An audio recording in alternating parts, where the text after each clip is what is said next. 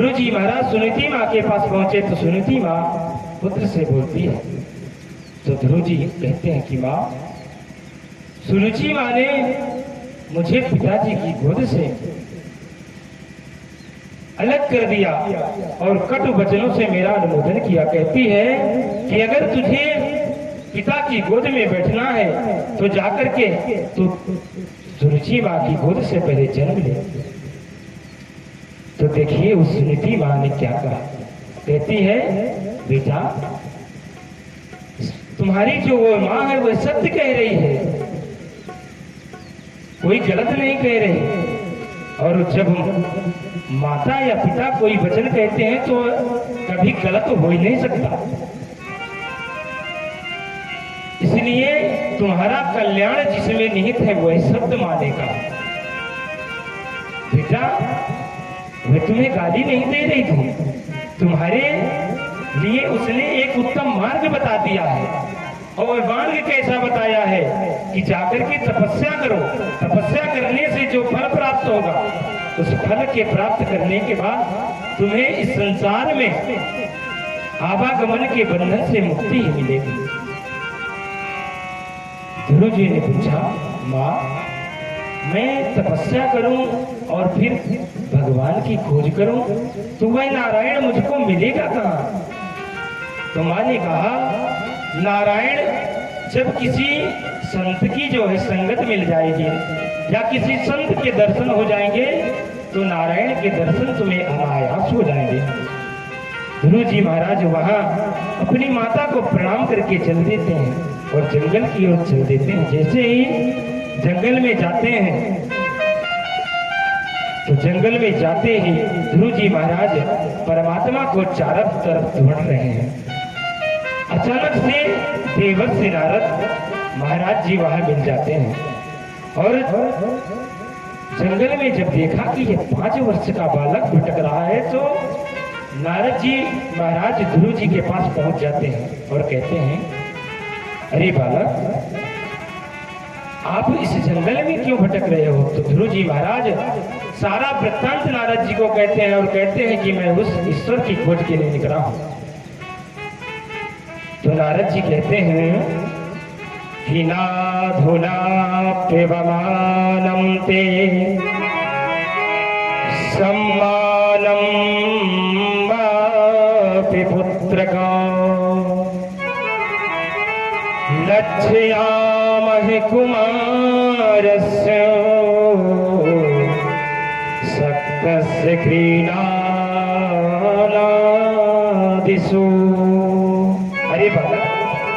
तुम्हारी तो अभी बहुत छोटी अवस्था है, बड़े बड़े योगी जन, बड़े बड़े संत जन तो भगवान को करोड़ों वर्ष तक तपस्या करने के बाद भी नहीं पाते। अनेक सारे विमलात्मा परमात्मा भगवान के ध्यान में अपना जीवन व्यतीत कर देते हैं परंतु भगवान को नहीं पाते। और तुम 5 वर्ष की बालक होकर के इस जंगल में भगवान को कैसे पाओगे? नारद जी परीक्षा लेना चाहते हैं कि बालक जो दृढ़ निश्चय करके घर से निकला है क्या उस निश्चय पर यह अडिग है या डर करके चला जाएगा? तो उन्होंने कहा कि इस जंगल में अनेक हिंसक जीव रहते हैं, शेर भालू आदि रहते हैं, उनसे डर करके शायद ये चला जाए। परंतु क्योंकि कभी कभी मन में वैराग्य प्राप्त उत्पन्न होता है कि चलिए हम भी जो है भगवान का भजन करें, लेकिन भगवान का भजन करने के लिए घर से तो निकल देते हैं किसी तरह से।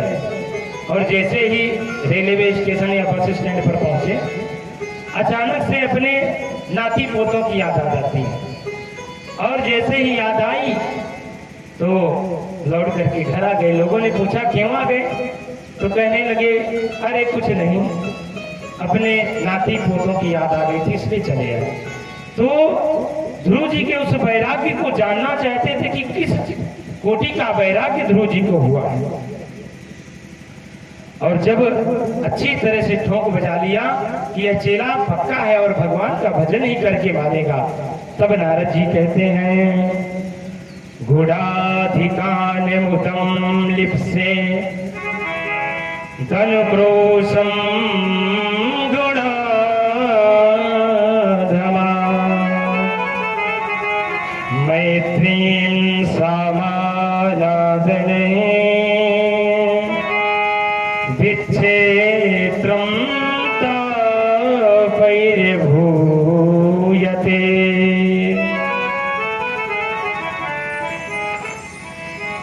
नारद जी कहते हैं, बेटा मैंने तुम्हारे अंदर जो वैराग्य है उसको जान लिया। अब मैं तुम्हें भगवान को पाने का वही 12 अक्षर मंत्र बताता हूँ।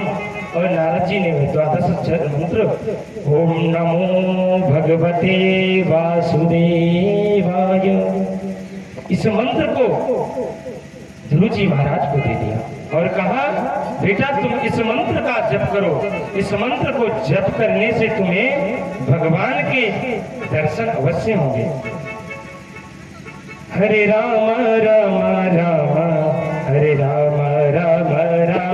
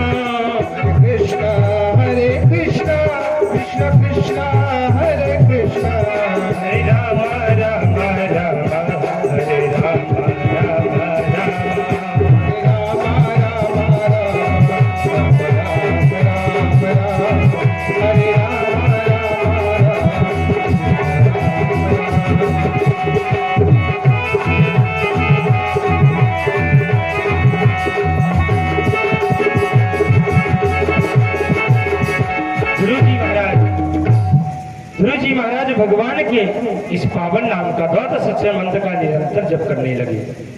और मथुरापुरी में जाकर के यमुना के को स्नान करके गुरु आज्ञा से उन्होंने जप करना शुरू किया।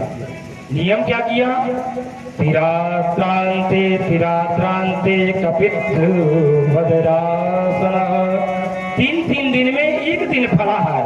और फलाहार में क्या, कैथा, कैथा का फल 3 दिन में। और 3 दिन तक बिल्कुल निराहार रहते थे। फिर क्या किए,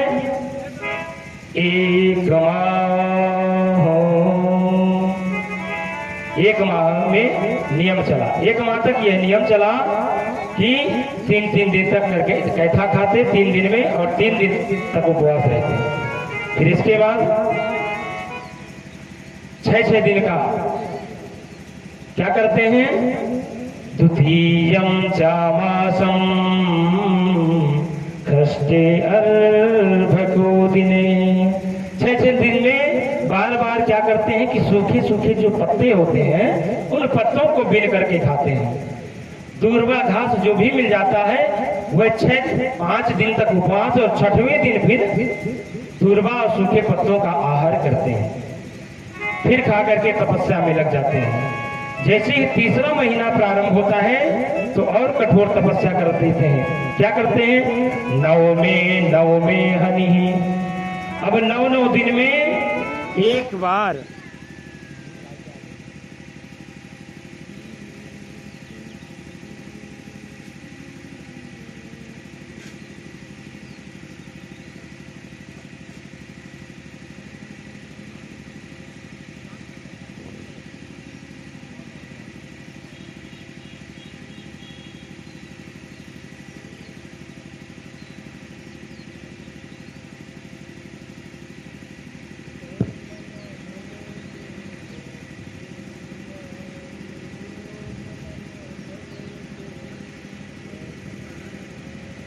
अब जो है ध्रुव जी महाराज 9 दिन में एक बार केवल यमुना जी का जल पी करके और जल पी करके ही घास पत्तों को खाना भी छोड़ दिया। और जब जैसे ही 4था महीना प्रारंभ हुआ तो चतुर्थमपि वै मासं द्वादशे हनि। अब 12 दिन में केवल वायु का आहार करने लगे। केवल वायु सांस लेते थे 12 दिन तक, 11 दिन तक सांस रोकते थे, 12वें दिन सांस लेते थे और वायु का भक्षण करते थे। इस यौगिक क्रिया से वायु को पी करके योगों की तरह वह योग करते हुए और वायु का आहार करते हुए इस तपस्या को करते रहे और धीरे धीरे तपस्या के द्वारा शरीर को कस करके जैसे ही 5वां महीना लगा तो ध्रुव जी महाराज ने ऐसा प्राणायाम चढ़ाया कि धन्यानान्न भगवतो रूपम नात्राचीत किंचनापमो। पैर की जो अंगूठे का नाखून है उस नाखून के बल खड़े हो गए और खड़े होकर के अपनी प्राण वायु को अवरुद्ध कर दिया। जैसे ही प्राण वायु को अवरुद्ध कर दिया तो भगवान ने देखा कि चारों तरफ जो है हाहाकार मच गया। अब जितने भी जीव हैं वायु का जो अवरुद्ध करने के कारण वायु रुक गई और जीव हाहाकार मचाने लगा। देवतागण हाहाकार करने लगे, भगवान की चरण में दौड़ करके गए और बोले भगवान हमारी रक्षा करें, रक्षा करें। भगवान बोले देवगण क्या हुआ? तो देवगण कहते हैं कि प्रभु आपका एक भक्त है जिसने वायु को रोक दिया और जीव जिससे अकुला उठा है। तो भगवान ने देखा कि ध्रुव जी महाराज इतना कठोर तप कर रहे हैं तो भगवान वहां से सीधे दौड़े। क्यों दौड़ पड़े? आज जाकर के भगवान उस भक्त की दर्शन करने के लिए दौड़ पड़े। भक्त को दर्शन देने के लिए नहीं, भगवान ने ध्रुव जी के दर्शन करने के लिए दौड़ना शुरू कर दिया और शंख चक्र गदा पद्म धारण करके भगवान दौड़ पड़े ध्रुव जी के दर्शन करने के लिए कि यह कैसा भक्त है जिसने 5 वर्ष की अवस्था में और 5 महीने में ही भगवान को जो है आने के लिए विवश कर दिया। और नारायण भगवान प्रकट हो गए, लेकिन ध्रुव जी महाराज बैठे हैं और अपने हृदय में भगवान की उस सुंदर झांकी का दर्शन कर रहे हैं। और उसी झांकी को दर्शन करते हुए ध्रुव जी महाराज अब भगवान कह रहे हैं ध्रुव आंख खोलो बेटा, मैं तुम्हें दर्शन देने के लिए आया हूं, लेकिन वह ध्यान नहीं दे रहे। तो भगवान ने सोचा कि ध्रुव भी मेरी जो छवि है उसको अपने अंतर मन में देख रहा है, तो मुझे अपनी छवि को जब अंतर मन से हटा लूंगा तो ध्रुव की आंखें अवश्य खुल जाएगी। तो भगवान क्या करते हैं कि जो छवि थी उसको खींच लेते हैं। तो ध्रुव जी चटपटा करके उस छवि को ढूंढते हुए आंख खोलते हैं और देखते हैं कि सामने भगवान खड़े हैं। जैसी छवि उनके अंतरात्मा में थी वैसी ही थी। अब ध्रुव जी भगवान को देख रहे हैं और भगवान ध्रुव जी को देख रहे हैं, लेकिन दोनों में से कोई बोल नहीं रहा। ध्रुव जी ने हाथ जोड़ लिए, अब भगवान को टकाटक निहार रहे हैं। भगवान देखिए ये बोल नहीं रहा, तो भगवान ने क्या किया कि अपना जो शंख था वो ध्रुव जी के गालों में स्पर्श करा दिया और जैसे ही उनके कपोलों पे स्पर्श हुआ, शंख का स्पर्श होते ही ध्रुव जी को अनेक शास्त्रों का, वेदों का, पुराणों का ज्ञान आकस्मिक हो गया और वह भगवान की प्रार्थना करने लगे। योऽन्तः प्रविश्य मम वाचमिमां प्रसुप्तां संजीवयत् यत्खिल शक्तिधरा सुधाम्ना अन्याश्च हस्तचरण श्रवण त्वगादि प्राणान्नमो भगवते पुरुषाय तुभ्यं। हे प्रभु, आपने ही मेरे अंतःकरण में प्रविष्ट होकर के मेरी जो सारी वाणी है उसको जगा दिया। केवल आपकी जो शक्ति है, आपने मेरे इंद्रियों में जो शक्तियां भर दी है, समस्त शक्तियों के प्रदाता हे प्रभु, आपको सत सत प्रणाम हो। और बारंबार ध्रुव जी प्रणाम करने लगे। जा पर कृपा राम की होई, ता पर कृपा करे सब कोई।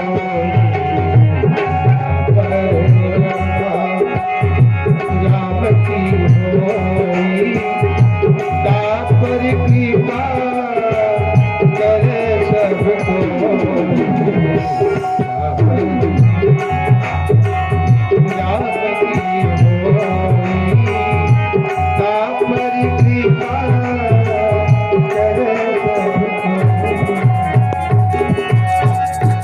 अत्रि मुनि कहते हैं कि विदुर जी, जिस पर भगवान गोविंद की कृपा हो जाती है उस पर सारा जगत अपने आप ही अनुग्रह बरसाने लगता है। और गुरु जी महाराज को भगवान दर्शन देकर के अंतर ध्यान हो गए और गुरु जी महाराज अपने तेरी छवि मन को लुभाती रहे, हर पल तुम्हारी याद आती रहे, राघो आती रहे, हर पल तुम्हारी याद आती रहे, राघो आती रहे। तेरी छवि मन को लुभाती रहे, हर पल तुम्हारी याद आती रहे, माधो आती रहे।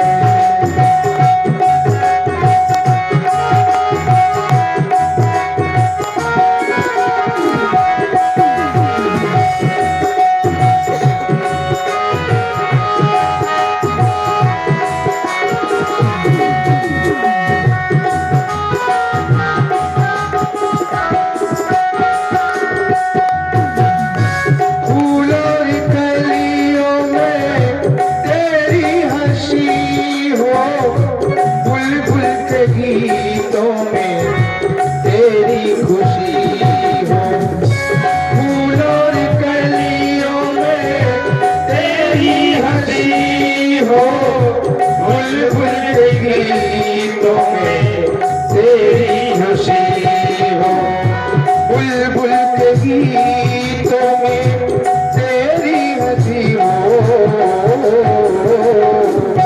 वाणी तेरे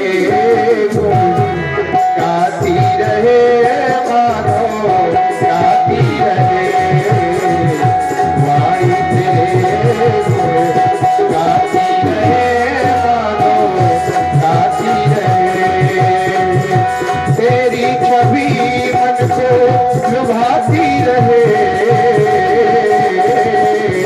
हर पल तुम्हारी याद आती रहे, राघो आती रहे, हर पल तुम्हारी याद।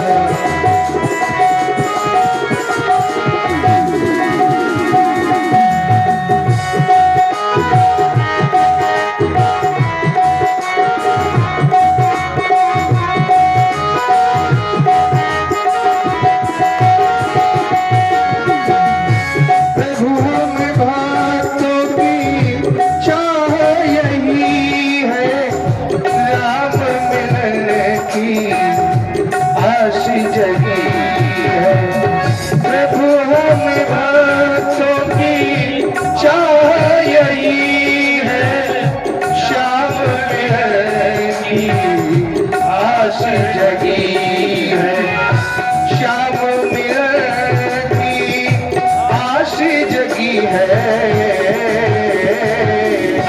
जिह्वाए नाम गुनाती रहे, माधव गुनाती रहे।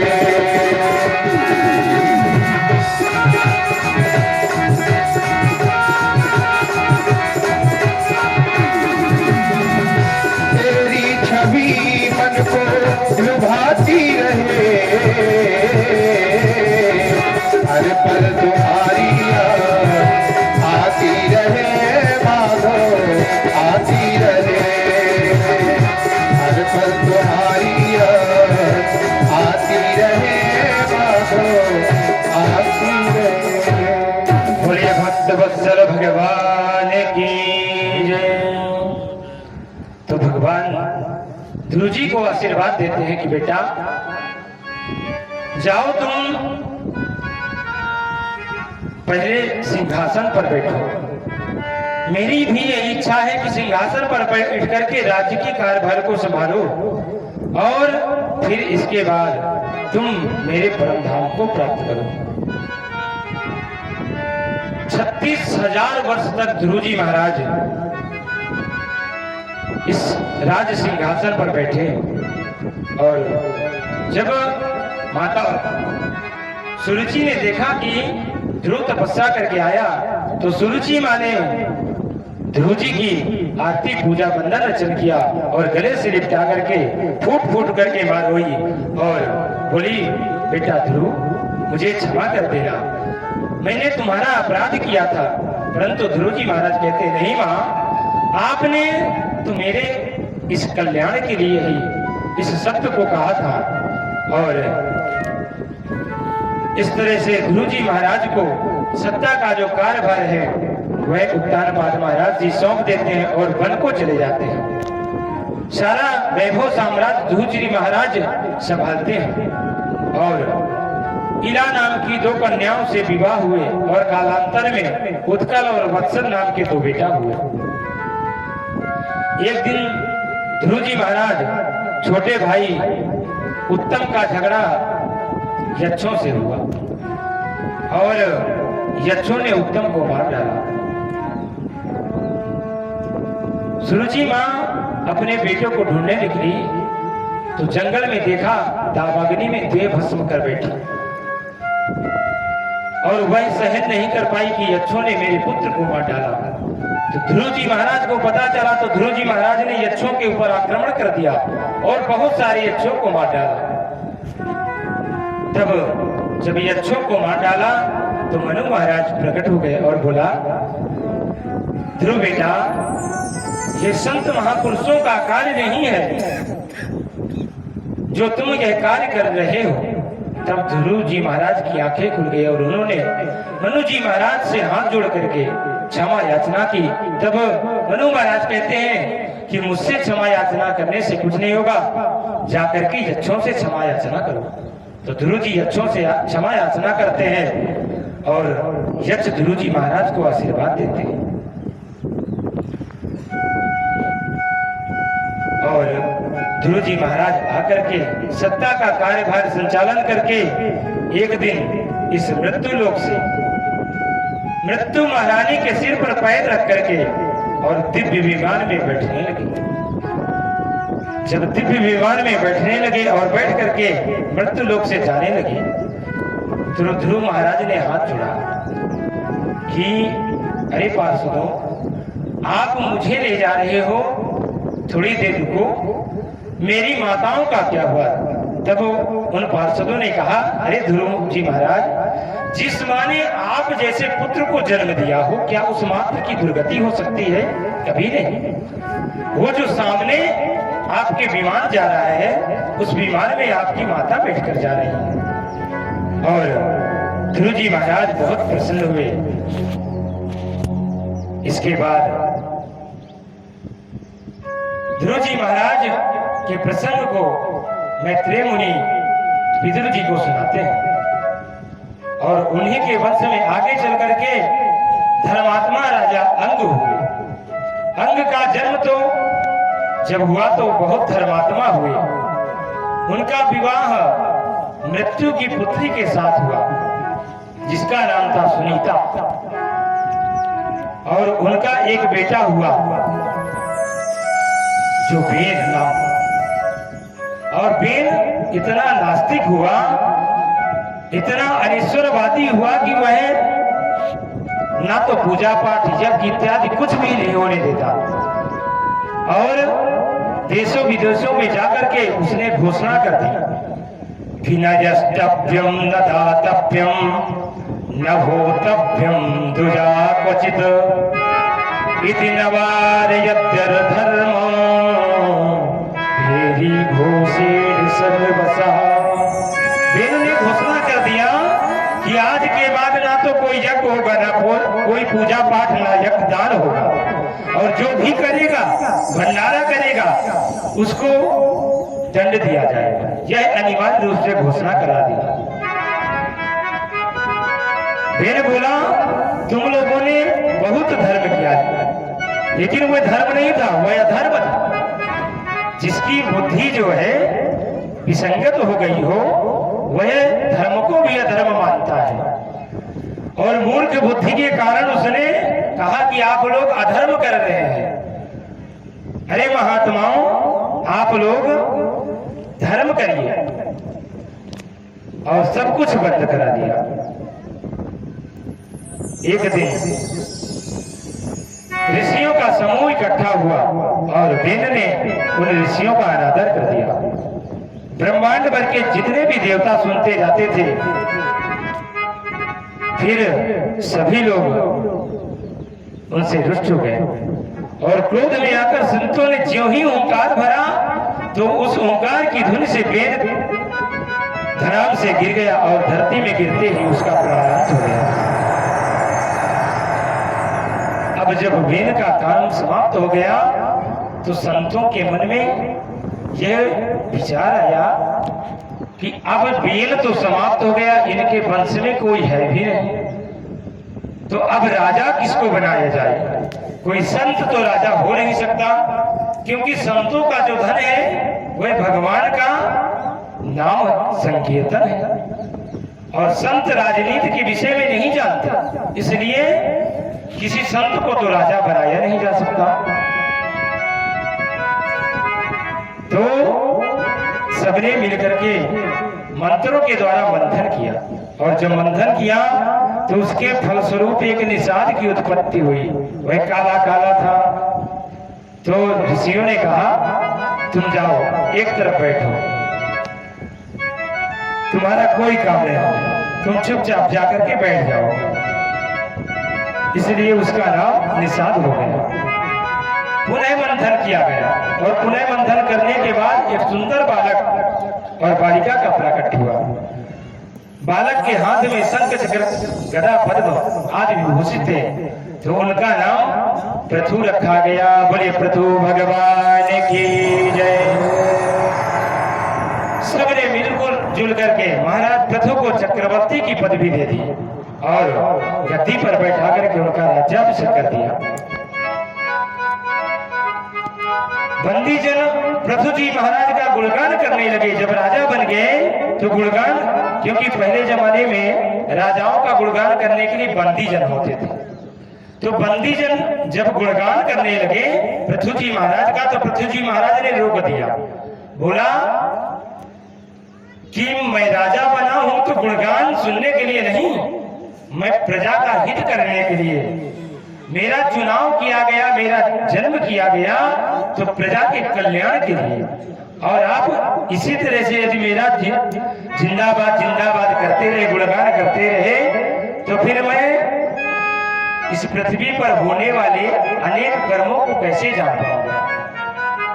पृथु महाराज ने तुरंत पृथ्वी पर जा करके देखा तो चारों तरफ अकाल पड़ा हुआ था, क्योंकि वेद का इतना आतंक था। तो पृथ्वी माँ ने जो भी रत्न थे अपने सारे छुपा लिए थे और अकाल पड़ गया था। तो पृथु महाराज ने तुरंत जाकर के पृथ्वी मैया से प्रार्थना किया और आदेश दिया, हे वसुंधरा, तुम्हारा काम है एक दाना लेकर के 1000 दाने देना और तुम उसे प्रदान करो, मेरी प्रजा को अन्न प्रदान करो। पृथ्वी ने नहीं सुना तो पृथु महाराज को क्रोध आ गया। वसुधे त्वाम वधिष्यामि मच्छा सर्वापुके। अरे वसुंधरे, तुम मेरा अनादर कर रही हो, मैं तेरा वध कर दूंगा। तो पृथ्वी मैया कांपने लगी और हाथ जोड़ करके गौ माता के रूप में प्रकट हो गई और बोली, पृथु महाराज की स्तुति की, आप मेरे अपराध को क्षमा करें, मैं आपके इस वैभव को नहीं समझ सके, मेरे ऊपर आप कृपा करें। तो पृथु महाराज तुरंत प्रसन्न हो गए और गौ माता से कहा कि हे पृथ्वी मैया, आप वह उपाय बताओ जिससे जो है मैं आपका दोहन कर सकूं। तो पृथ्वी मैया ने कहा कि मैं गौ के रूप में आपके सामने खड़ी हूं, हे प्रभु आप मेरा दोहन कीजिए जिससे संसार के समस्त तत्वों का दोहन किया जा सके। इसके बाद अनेक ग्रामों की, नगरों की व्यवस्था पृथु जी महाराज ने किया और अनेक चोटियों, पर्वता श्रृंखलाओं की उत्तराखंड में उठा करके उनके किनारे पृथु जी महाराज ने वसुंधरा से स्थापना की। और इसके बाद मैत्रेय मुनि जी कहते हैं कि जितने दिखने में जो धर्म का ध्वजा है वो स्वतः भगवान श्री पृथ्वी जी महाराज ने फहराया और जो पाप का खंड था उसे समाप्त किया। पृथ्वी जी महाराज ने आज्ञा दी, जो ब्राह्मणों ने मंत्रोच्चार किया और मंत्र की शक्ति, क्योंकि ब्राह्मणों के मंत्रों में वह शक्ति है, कहा भी गया है कि दैवाधीनम जगत सर्वम मंत्राधीनम च देवता ते मंत्रा ब्राह्मण अधीनम तस्मात् ब्राह्मण देवता। भगवान पृथु ने जब आदेश दिया और इंद्र को कहा कि आप पानी बरसाओ, तब इंद्र ने आज्ञा का उल्लंघन किया तो ऋषियों ने यज्ञ करना शुरू किया और यज्ञ का जब मंत्रोच्चारण ब्राह्मणों ने किया तो इंद्र भगवान जो है अपने सिंहासन के सहित खींचे चले आए और अग्नि में स्वाहा होने वाले ही थे कि ब्रह्मा जी महाराज प्रकट हो गए। बोले, अरे पृथु जी महाराज रुकिए, आप यह क्या कर रहे हैं? इंद्र भी जो है इस सृष्टि के संचालन में सहायता प्रदान करते हैं। आपने यदि इंद्र को भस्म कर दिया तो इस सृष्टि के संचालन का जो क्रम है वह रुक जाएगा। पृथु महाराज ने ब्रह्मा जी के वचनों को आदर पूर्वक रखते हुए ब्राह्मणों को मना कर दिया। ब्राह्मण देवता शांत हो गए और पृथु जी महाराज का जो क्रोध था वह शांत हो गया और इंद्र के प्राण बच गए। तब भगवान नारायण प्रकट हो गए और भगवान नारायण बोले, राजा पृथु, अपने पितामह ब्रह्मा का आदर रखते हुए तुमने मुझे प्रसन्न किया।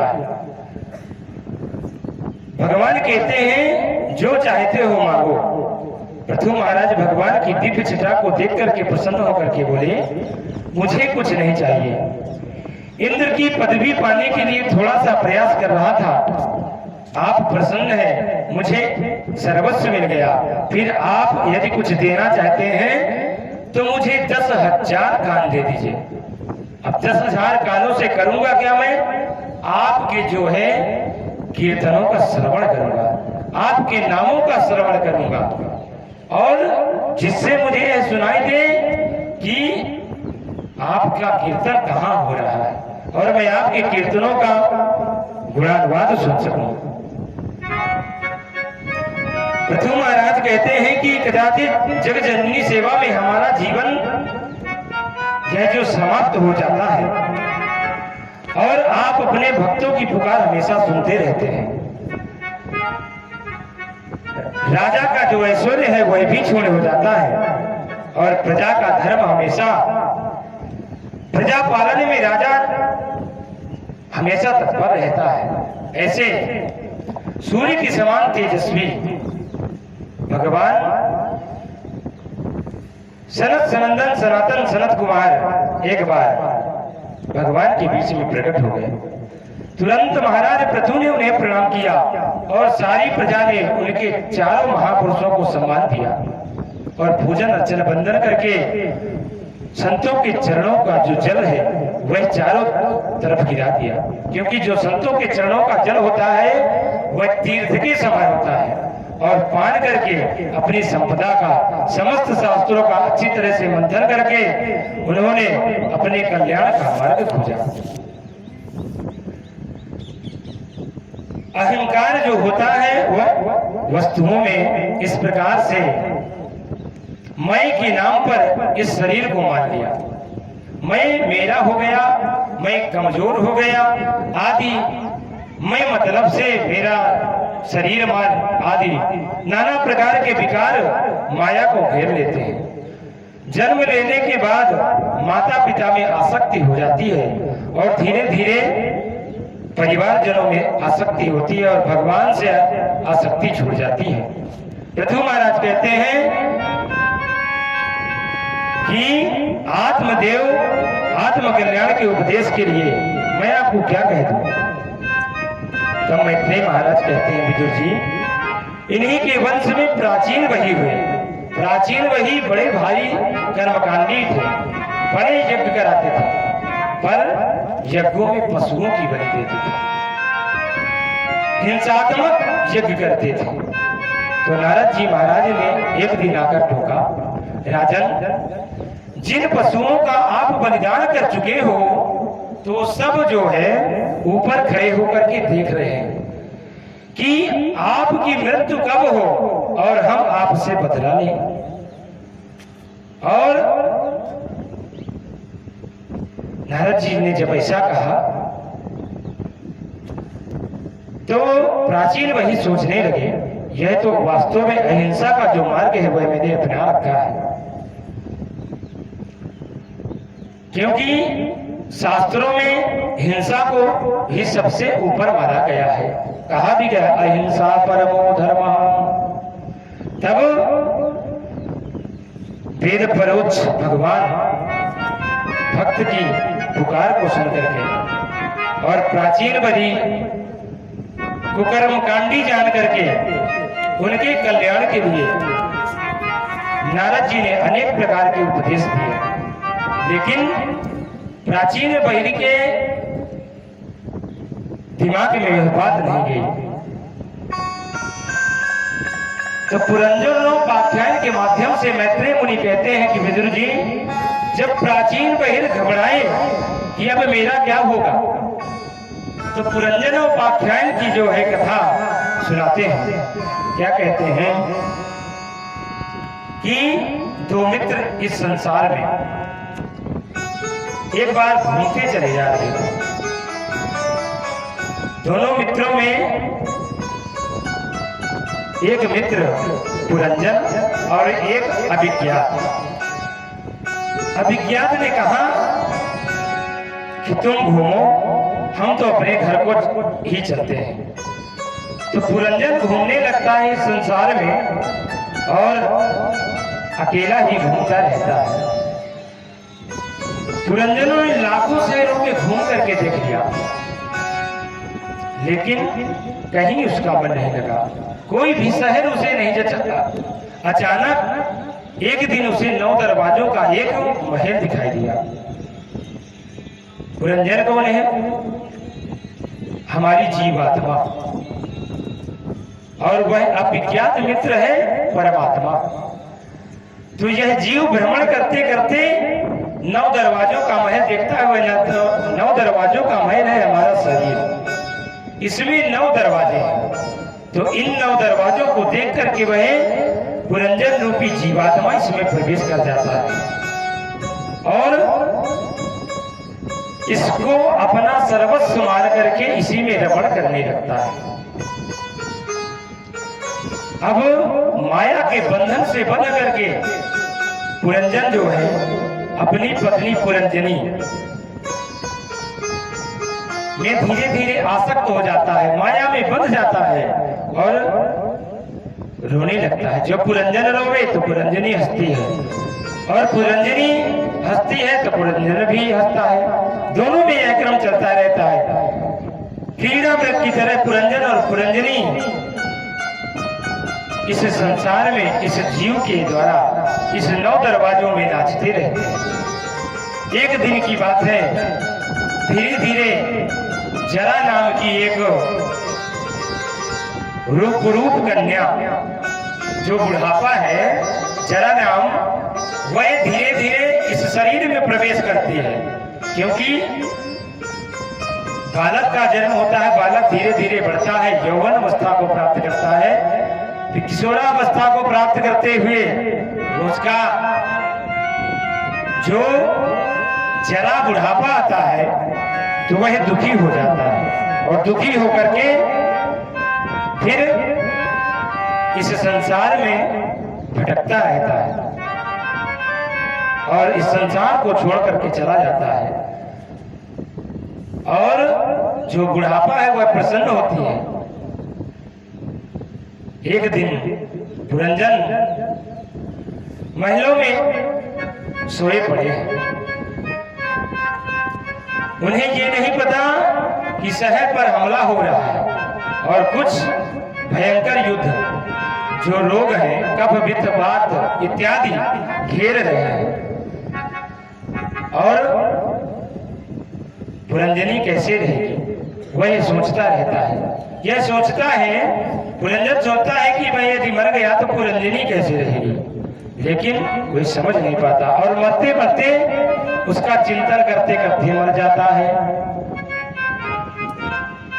तो मरते समय आप जिस वस्तु का ध्यान करेंगे अगले जन्म में आपको वही होना पड़ता है। तो पुरंजनी का ध्यान करते करते जब पुरंजन मरता जाता है तो अगले जन्म में पुरंजन स्त्री के रूप में प्रकट होता है और स्त्री के रूप में जन्म होता है। तो वही संसार में घूमने लगता है और एक दिन उसका जो है विवाह मलय ध्वजराम के राजा के साथ उसकी शादी हो जाती है और संतानें भी होती है। मलय ध्वज राजा चल बसते हैं तो पुरंजनी भी जो है अपने पति के साथ सती होने के लिए अनुगमन करने के लिए चिता पर बैठ जाती है। तभी अभिज्ञात नाम का जो मित्र है वह परमात्मा भ्रमण करते करते उस पुरंजन को देखता है और कहता है, अरे पुरंजन, पहचाना नहीं क्या, मैं तुम्हारा मित्र अभिज्ञात। तब भी मैं नहीं पहचान पाता। अरे तुम इस मोह बंधन में पड़ करके भूल गए हो। और तब स्त्री रूपी पुरंजन बोला, तुम कौन, तुम्हें शर्म नहीं आती, मुझे मित्र कहते हो, मैं एक स्त्री हूं।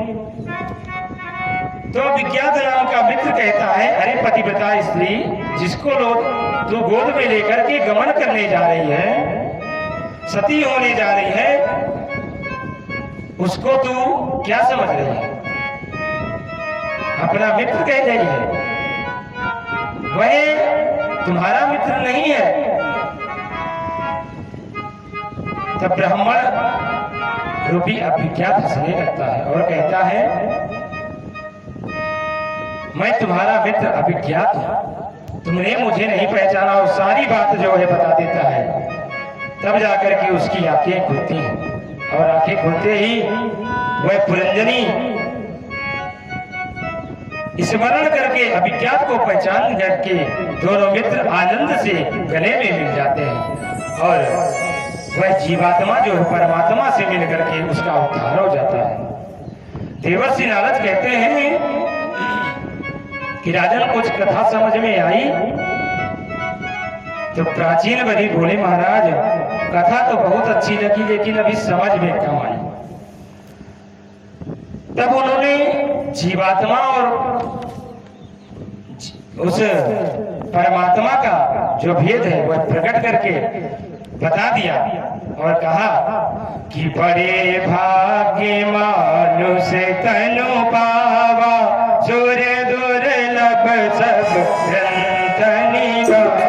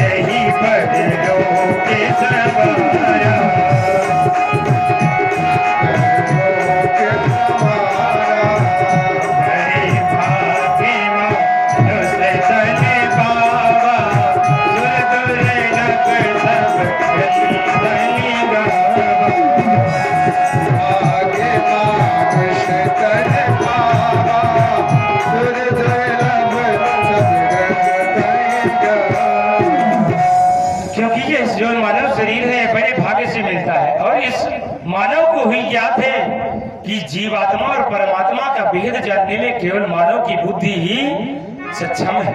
अन्य जीवों में यह नहीं है कि अन्य जीव इस आत्मा परमात्मा के भेद को जान ले, क्योंकि यह जीवात्मा जो है कभी मरती नहीं, शरीर मरता है।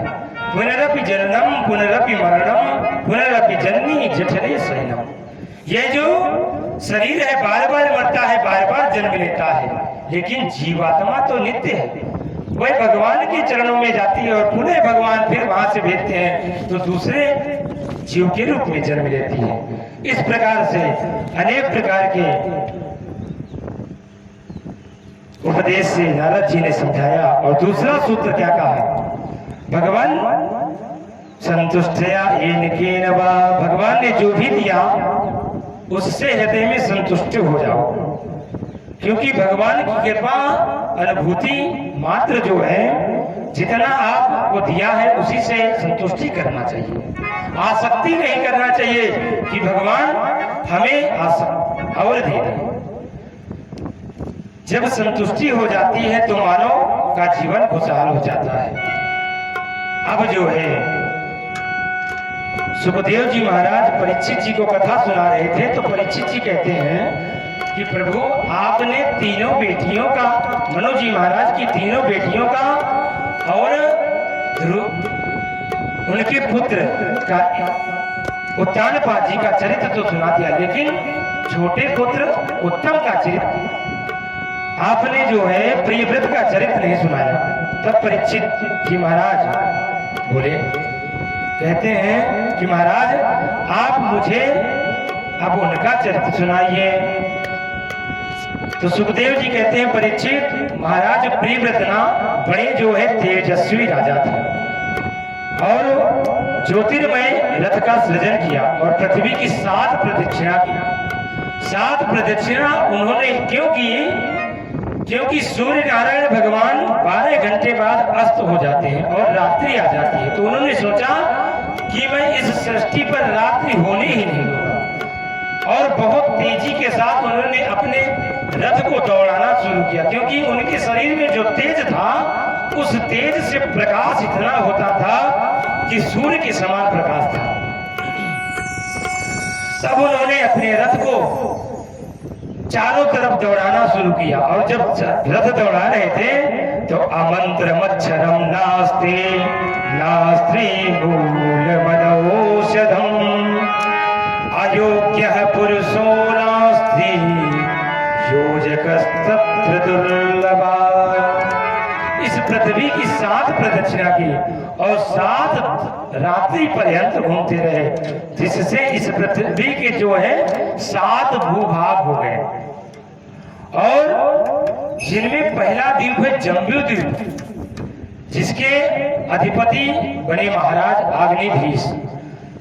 अग्निधीश के 9 बेटा हुए, जिन्होंने पूर्व चित्ती अप्सरा से विवाह किया, जिन्होंने जम्बू द्वीप में 9 खंड करके अपने 9 पुत्रों में बंटवारा कर दिया। सबसे पहला खंड अजनाभ खंड, जिसके अधिपति बने महाराज नाभि। मेरु देवी से विवाह करके जब कोई संतान नहीं हो तो पुत्रष्टि यज्ञ किया और यज्ञ से भगवान प्रसन्न हुए और पूछा क्या चाहते हो, तो गदगद होकर के कुछ मांग ही नहीं पाए। भगवान ने ब्राह्मणों से कहा, भाई आप लोग बताओ क्या चाहते हो। तो ब्राह्मणों ने कहा, भगवान हम क्या बताएं, ये आप जैसी संतान मांग रहे हैं, पर हमने कहने की हिम्मत नहीं हो रही है। भगवान हंसकर बोले, ओ अरे ब्राह्मणों, वचन आप हमारे वचनों को देकर के यज्ञ किया, तो ब्राह्मणों को वचन निभाने में मैं स्वयं बेटा बन करके तैयार हूं। सुखदेव जी कहते हैं, महाराज परीक्षित,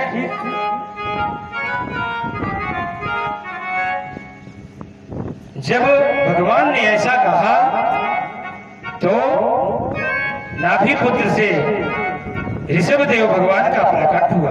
बोले ऋषभदेव भगवान की जय। ऋषभदेव भगवान ओज से इंद्र की स्पर्शा होने लगी और वर्षा करने लगे। पानी बरसाना बंद कर दिया और ऋषभ भगवान ने अपने राज्य में अपने आप ही पानी बरसा दिया। तब इंद्र लज्जित होकर के भगवान के चरणों में गिर गया और ऋषभदेव भगवान से प्रार्थना किया और अपनी पुत्री जयंती के साथ ऋषभदेव महाराज का विवाह कर दिया, जिससे उनके बेटे 900 पुत्र हुए। 100 बेटों में जन्म लिया और सबसे बड़े बेटे का नाम भरत रखा गया, जिनमें के प्रताप से अजनाब खंड का भारतवर्ष पड़ गया। भरत के नाम से ये भारतवर्ष पड़ा। पहले इसका नाम था अजनाब खंड। सुखदेव जी कहते हैं, महाराज परीक्षित, ऋषभ भगवान ने एक दिन सभी बच्चों को अपने पास बुलाया और पास में बुला करके बैठा करके बहुत सुंदर उपदेश दिया। कहते हैं जगत में दो ही आनंद हैं, एक विषयानंद और ब्रह्मानंद। अनेकों प्रकार के उपदेश देते हुए कहते हैं, इसलिए जो सच्चे सत्पुरुष होते हैं वह इन चक्रों में नहीं पड़ते, माया में नहीं पड़ते और अपने बेटियों, माँ अपने जो बेटियों को है ना बार बार देखती हुई उस बच्चे को गोद में ले लेती है। जीव जहां भगवान की ओर अभिमुख होता है तो भगवान ने उसे क्या दे दिया? मान और बड़ाई। खिलौने के रूप में थमा दिया तो वह उस मान बड़ाई में पड़ करके और इस माया में फंस जाता है और माया में फंस करके जीव उस परमात्मा को भूल जाता है। इस प्रकार से ऋषभ देव जी महाराज अपने पुत्रों को समझाते हुए परम गति को प्राप्त हुए और महाराज भरत का चरित्र। अब ऋषभ नंदन भरत सम्राट बने और इनके 5 पुत्र हुए। बड़े पुत्र सुमति को सत्ता का भार सौंप करके भरत जी महाराज भजन करने के लिए चल दिए। एक दिन नेपाल में गंडकी नदी है, उस गंडकी नदी के सरोवर जल में स्नान करने लगे और स्नान करने के बाद भगवान सूर्य नारायण को जल देने लगे। ये सूर्य सहस्रांशो तेजो राशि जगत्पते अनुकंपये मां भक्त्या गृहाण दिवाकर।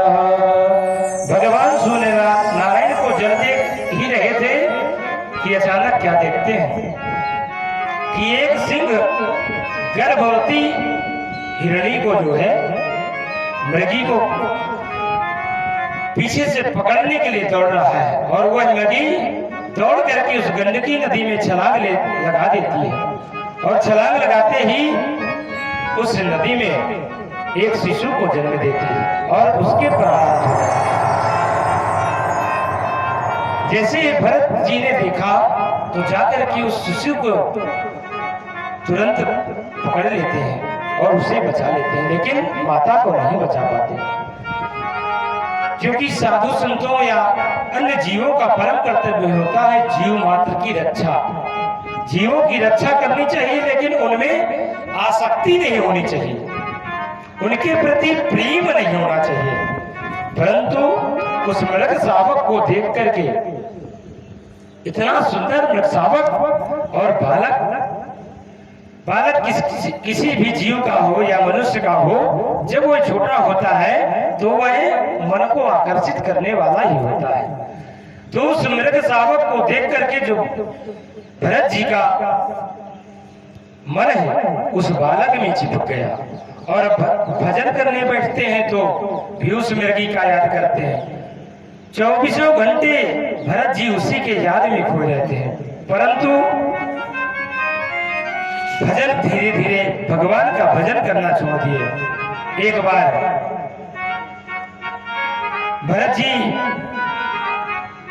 भजन कर रहे थे और वह मृगी का जो बच्चा है वह कहीं चला गया और भरत जी बैठे बैठे उसी का ध्यान कर रहे हैं, उसी का चिंतन कर रहे हैं और चिंतन करते करते उनके प्राणांत हो जाते हैं। और प्राणांत होते ही वह मृगी का चिंतन कर रहे थे तो उस मृग के बच्चे का चिंतन करने के कारण अगले जन्म में उन्हें मृग की योनि प्राप्त होती है। परंतु मृग की योनि के प्राप्त होने के बावजूद भी उन्हें अपने पूर्व जन्म का ज्ञान रहता है और इस जन्म में वह भगवान का स्मरण करते रहते हैं और उस मृगी के योनि से पुनः अपने शुभ कर्मों को करने के बाद, भोगने के बाद मृत योनि से पुनः छूट करके और कालांतर में जन्म लेते हैं। अंगिरा गोत्रीय ब्राह्मण के यहाँ 9 भाई थे, जिनमें इनका भी जन्म होता है। इनके पिताजी वेद पाठी ब्राह्मण थे और वेदों का ज्ञान था, परंतु इस जन्म में भी भरत जी को अपने पूर्व जन्म का स्मरण रहा। लेकिन जब पिताजी उपदेश देते और पढ़ाई लिखाई के लिए जड़ भरत जी को कहते, तो जड़ भरत जी पिताजी की एक भी बात नहीं सुनते, क्योंकि जानते थे कि अगर मैं पिताजी के वेद कर्मों में लग गया, पूजा पाठ में लग गया, तो मुझे ये इस पौरोहित्य कर्म में लगा देंगे और मैं भगवान का भजन नहीं कर सकूंगा। तो उन्होंने पिताजी की बात नहीं मानी और जैसे पिताजी पढ़ाते उस तरह पढ़ते भी नहीं थे।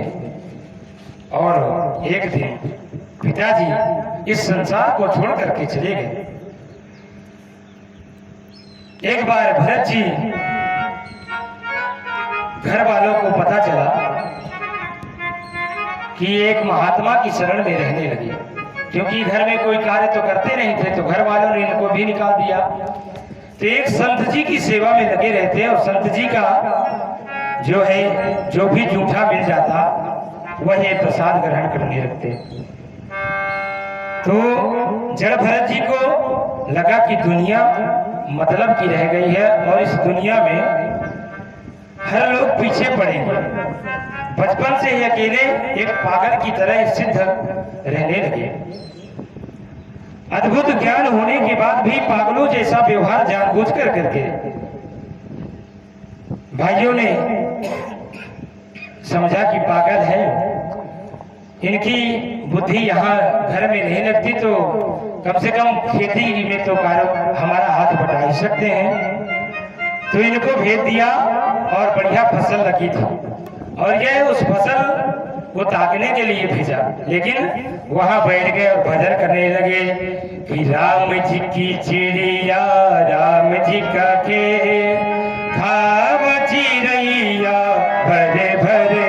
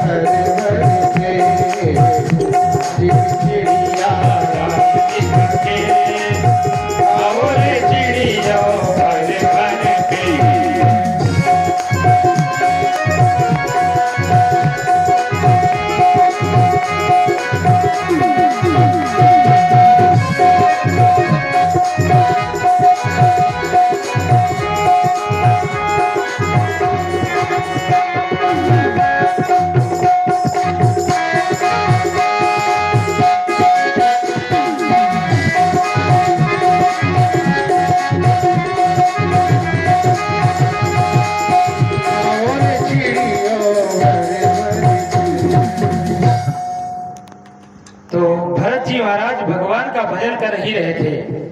इधर डकैतों का एक सरदार था जिसको भद्रकाली माँ को बलि चढ़ाना था, वो भी नर बलि। तो भरत जी भजन कर रहे थे और डकैतों के सरदार ने कुछ गणों को भेजा और गण गए तो भरत जी महाराज को पकड़ करके ले गए। और भरत जी महाराज को जब पकड़ करके ले गए तो बढ़िया चकाचक भोजन खिलाया, उनको नए नए वस्त्र पहनाए। तो भरत जी बहुत प्रसन्न हुए कि अरे यहाँ तो बहुत आनंद है, यहाँ तो खाने पीने को पहनने को भी मिल रहा है, यहाँ तो बढ़िया सेवा हो रही है। लेकिन उनको क्या पता, तो भरत जी वहीं पर आंख मूंद करके बैठ गए और भद्रकाली माँ के सामने बढ़िया खाने पीने के बाद अपना भजन भी मस्त हो गए। लेकिन डकैतों का जो सरदार था वह बलि देने के लिए जैसे ही अपनी खड़ग निकाला और सोचा कि मैं बलि दे दूं। तो भद्रकाली मैया ने सोचा कि यदि मेरे बलि में ये किसी संत महापुरुष की बलि दे दी जाएगी तो अनर्थ हो जाएगा। इसलिए भद्रकाली मैया वहां स्वयं प्रकट हो गई और प्रकट होते ही उस डकैत को वहीं पर खड़क से उसका प्राणांत कर दिया। और जैसे प्राणांत किया तो भरत जी महाराज दृष्टि उठाकर देखते हैं तो क्या देखते हैं कि भद्रकाली मैया माता खड़ी है और माता की स्तुति की और फिर स्वतंत्र विचरण करने लगे और घर में लौटकर नहीं आए, वहीं जंगल में भगवान का भजन करने लगे। एक दिन भजन करते करते अचानक वहां से राजा रघुगण सत्संग की इच्छा से पालकी में बैठ करके जा रहा था और पालकी का जो एक कहार था वह बीमार हो गया। तो राजा ने आदेश दिया कि जाकर के देखो, अगर कोई मिल जाए तो उसको ले आओ और पालकी में लगा दो, क्योंकि पालकी में ढोने के लिए 4 कहारों की आवश्यकता होती है। अब एक बीमार पड़ गया तो 3 के बिना कैसे चले। तो दूत गए और जड़ भरत जी को वहां से ले आए और जड़ भरत जी को जब ले आए तो पालकी में लगा दिया और पालकी में लगा करके अब भरत जी तो ठहरे संत महात्मा, वो जब चलते थे तो अपने पैरों के नीचे जीव जंतु ना दब जाए इस चीज को देख करके चलते थे। तो अचानक जब चलने लगे तो एक सामने से चींटी आ गई। तो जैसे ही भरत जी ने देखा तो छलांग लगा दिया और छलांग लगाया कि चींटी दब ना जाए। तो रघुगण की पालकी जो है डगमगाई और जैसे पालकी डगमगाई राजा रघुगण ने देखा, अरे ये क्या कर रहे हो, तुम लोगों को चलना नहीं आता या पालकी ढोना नहीं आता। तो जो 3 पालकी में पहले से लगे थे हाथ जोड़ करके बोले, महाराज हम लोगों का दोष नहीं है, ये जो अभी नया नया आया है इसको नहीं ज्ञान है। फिर चल दिए और कुछ दूर चलने के बाद राजा रघुगण ने पुनः जब भगवान चटक पड़े भरत जी और राजा रघुगण के सर में जाके पालकी लगी तो राजा रघुगण फिर से बोल पड़े और देखा पालकी से झांक करके तो क्या कहते हैं, हे होठारि साध्वति क्रमतो किमति विषमा मुह्यते आनपति। अरे देख लो तो बेचारे को कितना दुबला पतला है। हंसी मजाक करने लगे जड़ भरत जी का, कितना दुबला पतला है, एक एक हड्डी दिख रही है बेचारे की और कंधों पर भार ढोने का भार इसके बस का नहीं, इसमें ताकत नहीं है और बेचारा कब से पालकी ढो रहा है, इसलिए बेचारे को बड़ा कष्ट हो रहा है। भरत जी बेचारे अपना कुछ नहीं बोले, चुपचाप सुनते रहे। क्यों सुनते रहे? क्योंकि अभी कुछ नहीं कह रहा। तो राजन ने अपनी वाणी से और शुरू किया, अरे जानबूझ करके तुम जो है पालकी को चटका रहे हो या नाटक कर रहे हो और बोल भी नहीं रहे हो ताकि मुझे भार ना ढोना पड़े। मैं तुम्हें दंड दूंगा। जैसे ही दंड की बात सुनी तो अब उनसे रहा नहीं गया। तो भरत जी महाराज बोले, क्योंकि अगर नहीं बोलते तो एक संत का अपमान होता और दूसरी बात जो रघुगण सत्संग करते थे उनको सत्संग का लाभ कैसे प्राप्त होगा, ज्ञान कैसे होता। तो उस सत्संग का ज्ञान पूर्ण कराने के लिए जड़ भरत जी महाराज बोल पड़ते हैं, अरे तुम मुझे क्या मारोगे और मेरा क्या अपमान करोगे। क्योंकि ना तो तुम मुझे मार सकते हो, ना मुझे जला सकते हो, ना दंड दे सकते हो। जब ऐसी वाणी सुनी तो रघुगण के होश उड़ गए, और जैसे ही रघुगण ने पालकी से झांक करके यह देखा कि महाराज जी के कंधे से जनेऊ लटक रहा है, तो समझ गया कि ये कोई साधारण पुरुष नहीं है, ये ब्राह्मण देवता है, कोई संत महात्मा है। और पालकी से कूद करके और चरणों में गिर पड़ा। महाराज मेरे अपराध को क्षमा करें, क्षमा करें मेरे अपराध को। आपने क्या कहा फिर अपनी वाणी से? मुझे कोई मार नहीं सकता, मेरी समझ में नहीं आया आपने क्या कहा। तो जैसे रघुगण ने पूछा, महाराज आप हैं कौन? तो जड़ भरत जी महाराज कहते हैं कि हे राजन, मैं तो एक ब्राह्मण हूं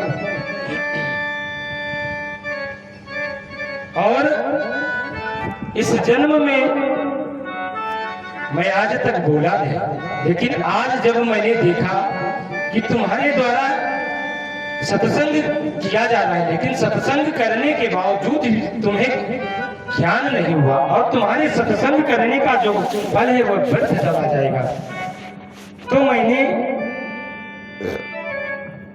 तुम्हारे लिए अपनी बाणी से यह कहा।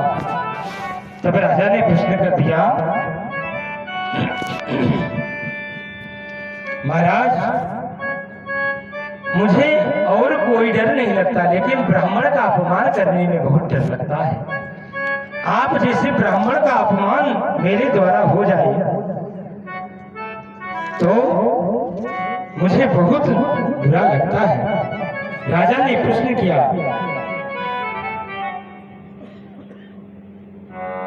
ये जो सुख दुख का भोक्ता कौन है? जब भरत जी बोले, अरे भाई ये जो मन है, ये मन सुख दुख के का मूल का कारण है।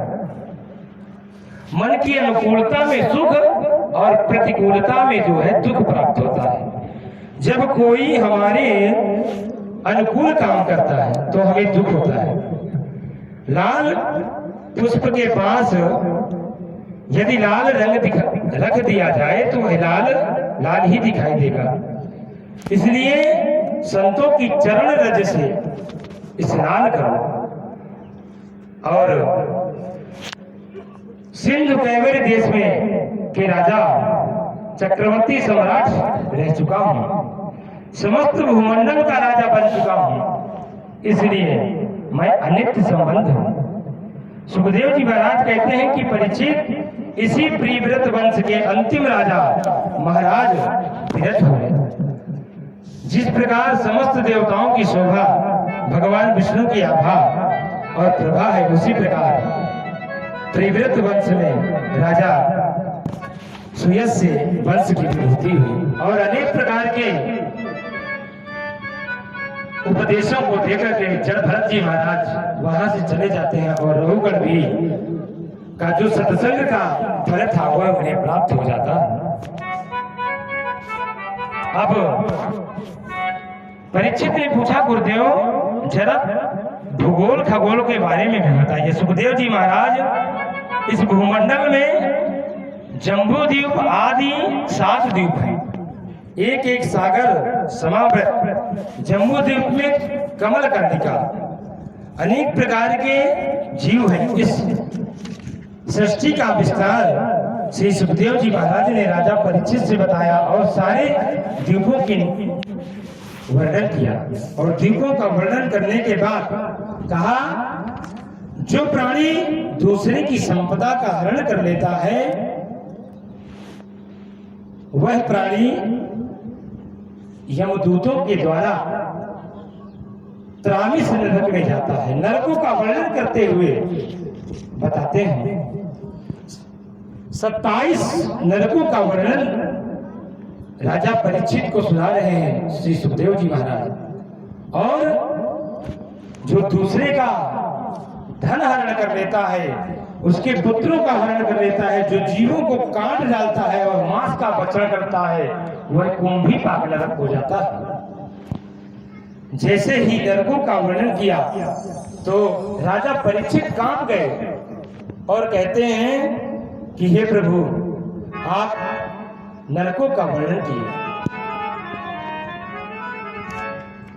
और जो अतिथियों का सत्कार नहीं करता, अतिथियों का अनादर कर देता है, उसे गीध जो है नोच नोच कर खाते हैं। इस प्रकार से पंचम स्कंद की कथा में भगवान ने इस सृष्टि का वर्णन और 27 नरकों का वर्णन राजा परीक्षित को श्री सुखदेव जी ने सुनाया।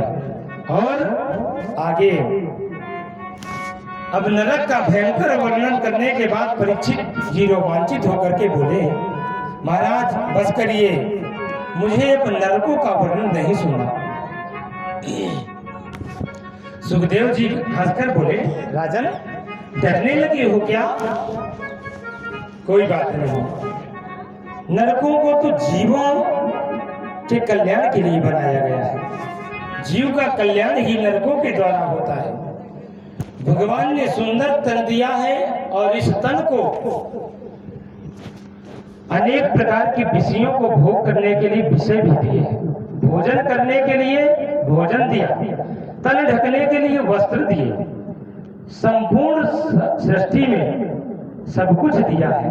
केवल इस मानव जीव को, अन्य जीवों के लिए भोजन दिया, पानी दिया, लेकिन और कुछ चीजें समस्त जीवों को नहीं दी। और जो ज्ञान दिया वह इस शरीर में जो जीव है उसी को दिया।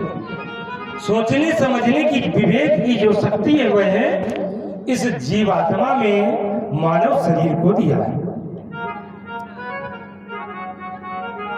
लोग इस शरीर को साबुन से मल भर करके नहाते हैं, लेकिन अंदर के मल को, अंदर का जो मल है उस मल को कोई नहीं धोता।